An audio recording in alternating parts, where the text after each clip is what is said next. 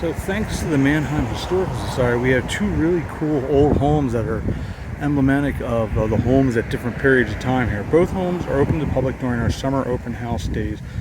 And then I have checked their website and that. But the Fasig house, this is a log house over here. It represents the houses once so prominent along the streets of Manheim in the late 1700s. And then they have some more information. And this is the Keath House, Keath.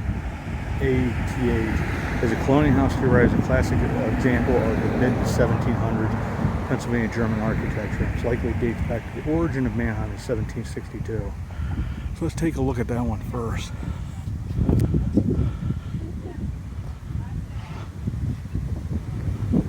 So very, very cool. And we're gonna, since they have an open house, we're gonna take advantage of that.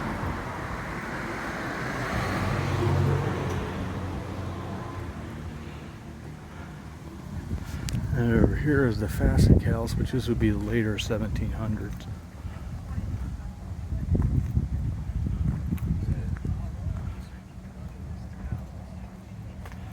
So let's go inside.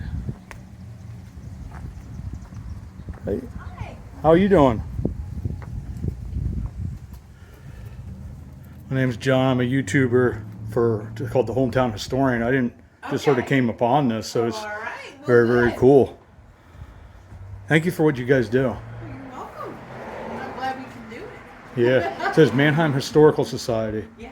Okay, cool. I'll put your guys' links up on the videos, and maybe some people will even be interested in supporting you guys as well and what you do. Have you been over to this house? Not yet. There's members over there. Okay. I mean, that know more about it than I do. Mm-hmm. This is so neat. Like, I mean, I've driven by this hundreds of times, but I just happened to be taking photographs here, Main Street, for the channel, for Instagram, and I was like, "Well, open house. Sure. Why not?" Absolutely. Of course. I'll give you a little story. Okay. Do you mind if you're on film at all, or you're okay with that? Okay. I just want to make sure. This house originally was on Charlotte Street. Okay. And it was slated to be demolished, and it had siding on it, and I guess somebody kind of got looking at it and going, this is a log house. Yeah. So in 1973 that property was donated, or the house was donated to the Manheim Historical Society, but it was in 74 that they brought it here, and they took it apart there and brought it here and put it back together. Mm-hmm. Now, a lot of the logs were kind of, so it's not 100%, but at least you get an idea. And it's of what preserved. This is all about, right? And they put siding, and if you go outside, you can see how it was constructed. Okay. Cool. Okay, and those steps, everybody looks at that, and that's how you got out of your carriages. Oh, You got yeah, on yeah. your horses. Yeah. Yeah, you see those every now and then. You see, and it's like, what's that for? And Because that's there's another set down Main Street okay. towards Sloan's, Okay. and most people don't even know what they were. That's Yeah. what I'm saying. So what? This is like a 1770s. They don't have an exact date, Yeah. but it's pretty much representative. You're in a German community, but we're thinking because the fireplace is on an end of the house, Not in the center. it's not necessarily German. Okay. Germans would have put, and you'll see that in the Yeah. Keath house. So what they did here when they got this and got it all together, they kind of did, this is kind of like the textile corner. Mm-hmm. So we learn about flax and wool and how they made it and and that's what this is. This is linen. Linen comes from flax. And of course wool is wool. And then this is some of the artifacts they have and what you would have had in a house. This is sausage stuffer. Oh wow. Huh.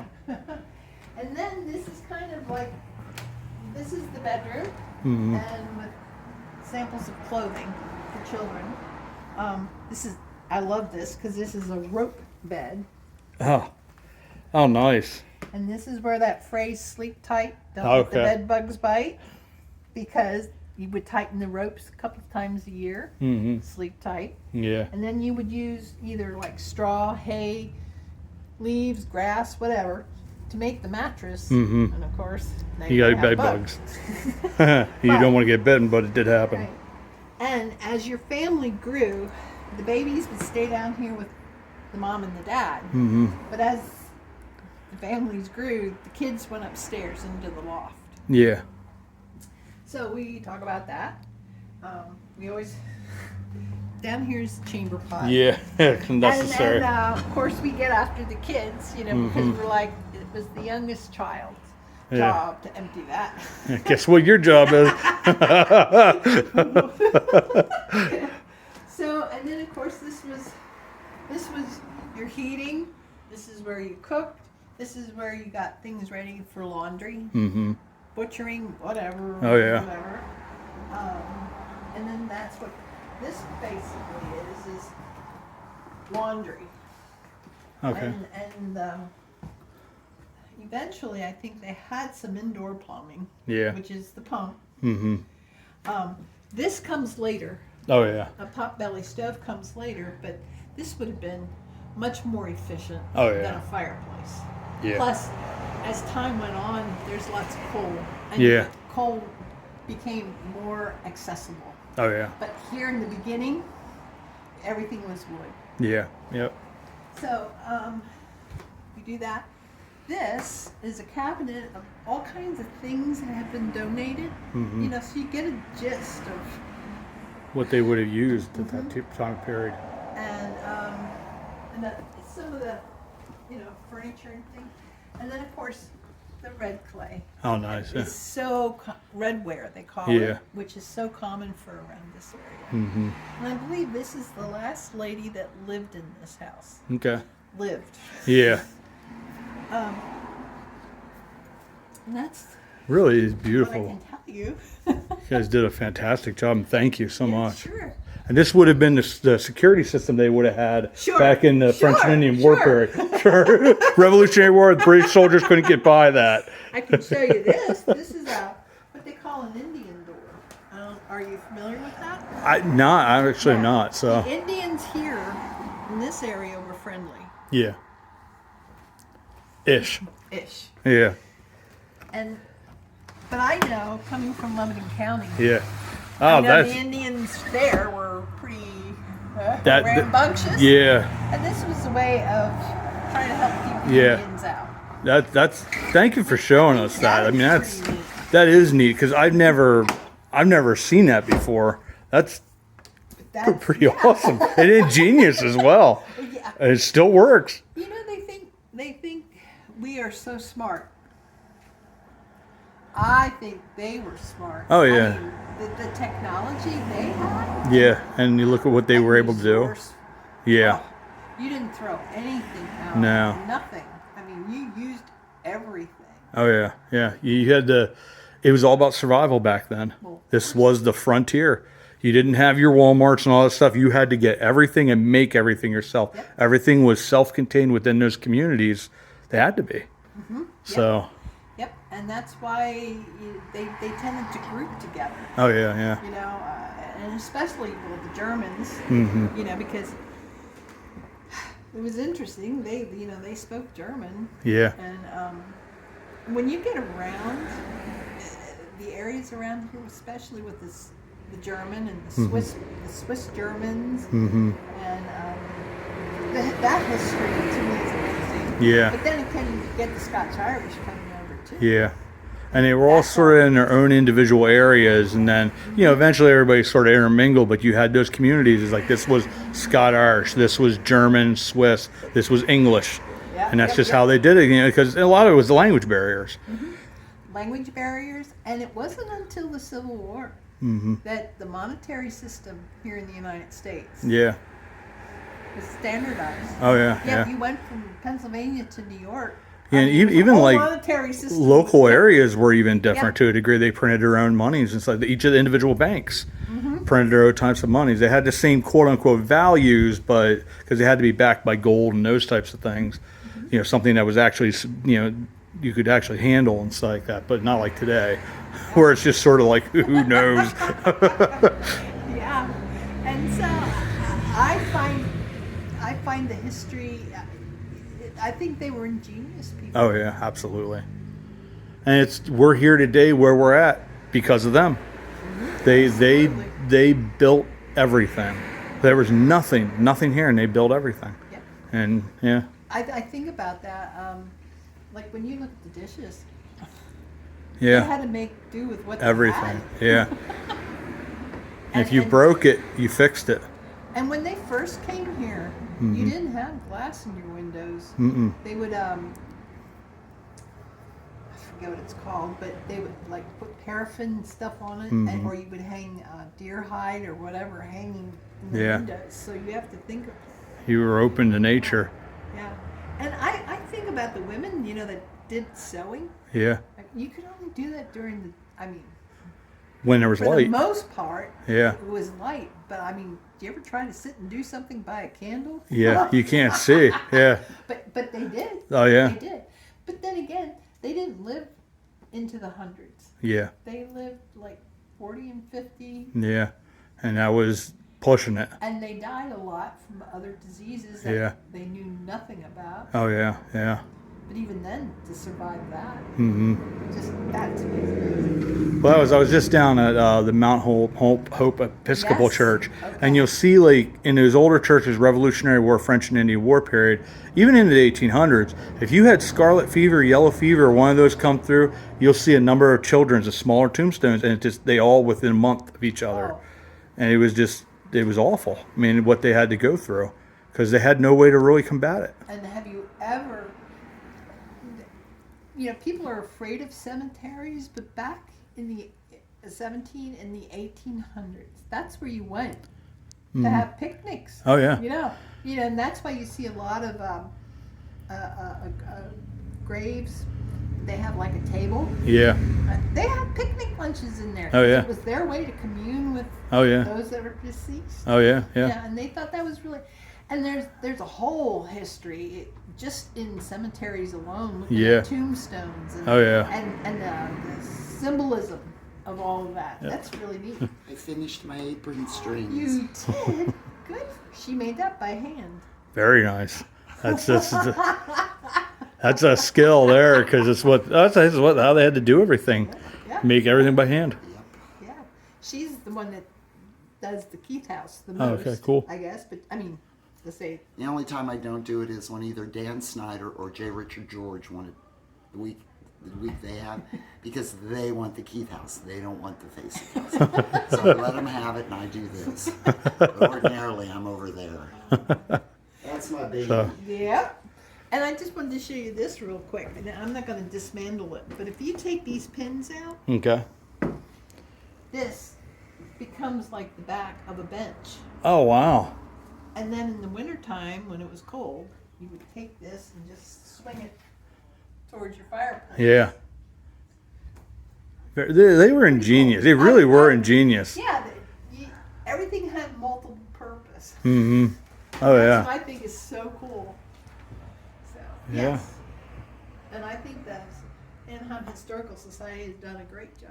Oh yeah. Because Absolutely. kids can't imagine this. No, you have to, this is something you have to physically see to understand the history of what it was like back then, what it would have actually looked like. 'Cause you can describe, you can even see to some degree paintings, but until you're physically there and you can physically see it, even touch, history comes alive. Yep. And it becomes reality to people because then you're like, wow, this is how they lived. And it just, I find these places beautiful. I really do. The architecture and everything, even in its simplicity, it just has a beauty to it. The work, every single one of these logs, hand hewn. Every single bit of this, it's all done And by hand. They didn't have the saws like they have the sawmills now. No, it was, It came, but in the beginning, man. yeah. A lot of history here. Oh, absolutely. Lancaster County Oh, is yeah. just reeks with history. So once again, I want to say thank you Sure. for Absolutely. bringing us through here. My viewers will absolutely love this. Good. Because it's just random. It happened to come through here, and I was like, okay, cool. I wasn't expecting this. This is really, really awesome. A couple of years ago, they did a goose chase, I think is what they called it. And people would sign up in teams, and they would it was like a scavenger hunt. Oh, okay, so yeah. they would send people all through Lancaster. Yeah. Which was real, or not Lancaster, but Manheim. Yeah. And it was a way for people to see the architecture here Oh, yeah. and what was here and what is here. Yeah. And how things have changed. Really is phenomenal. So Yes. thank you to Manheim Historical Society. Thank you to you for taking us through here. And we will sign the book Yeah, you and all that. So thank you once again. Get some funding. Yep. Also in Lancaster County. Here we're going into the Keath House. Wow. And it was built in 1719. The layout of this house is exactly the same.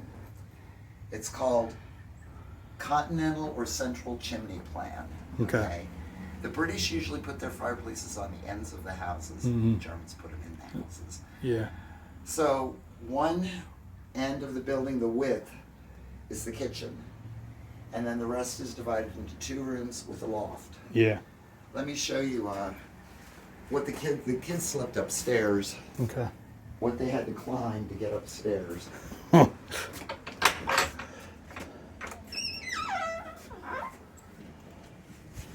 Take a look. Wow. Yeah. Well, at least the kids could handle it because Well, they were yeah. physically able to I mean, do it's that. more a ladder than Yeah, than stairs. stairs. So we have the Küche, which is the kitchen, Yeah. the Stube, which is the parlor, and the Schlafkammer, which is the main bedroom where the parents would have slept. You can definitely tell people were shorter back then too, because I'm 6 foot and my head's almost I'm knocking. 6'1". Oh, so- really? Yeah. I often ask people, why do you think the ceilings were so low? And they often say, because people were shorter. Well, generally speaking, that's true. Yeah.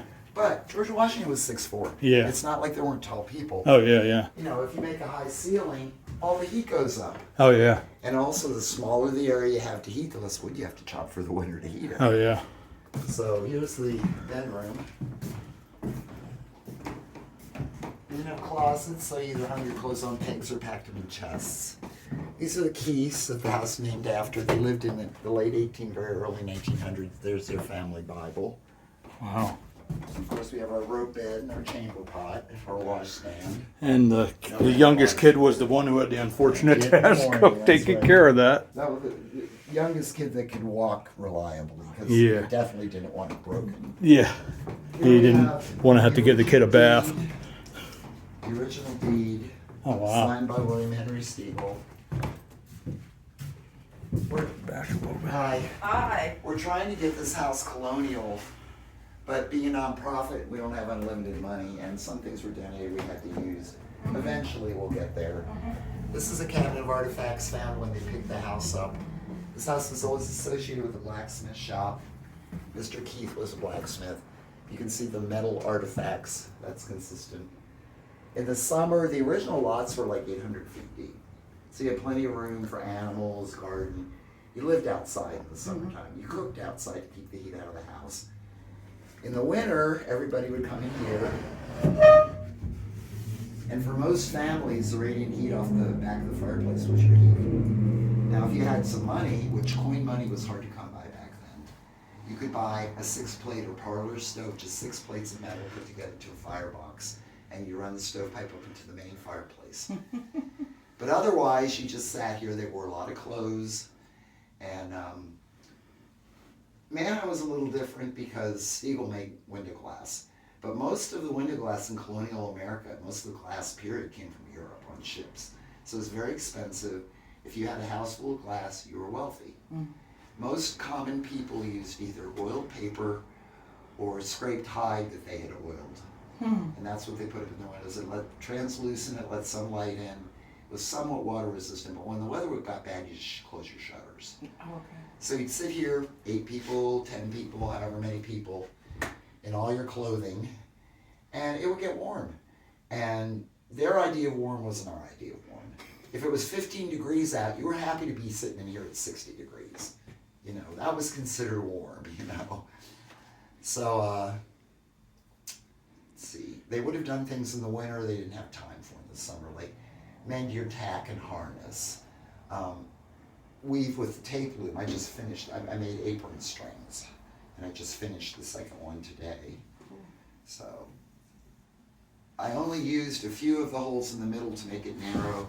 you could get something about that wide, and as long as you wanted, it didn't like have string. You had to make your own stuff. So if you needed a strap for your powder horn, you could make it on that.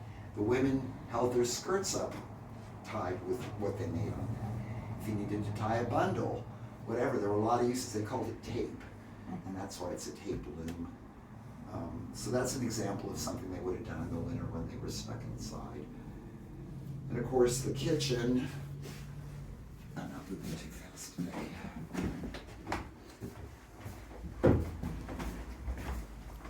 So like I was telling him, all this construction is original. So this is that tape loom.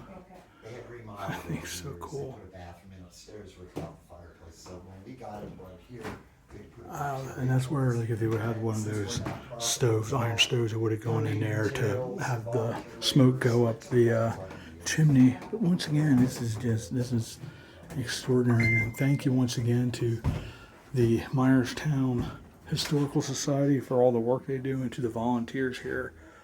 Absolutely extraordinary. I mean, this was completely happenstance that this came together. Hope you guys enjoy this. Really, really is awesome.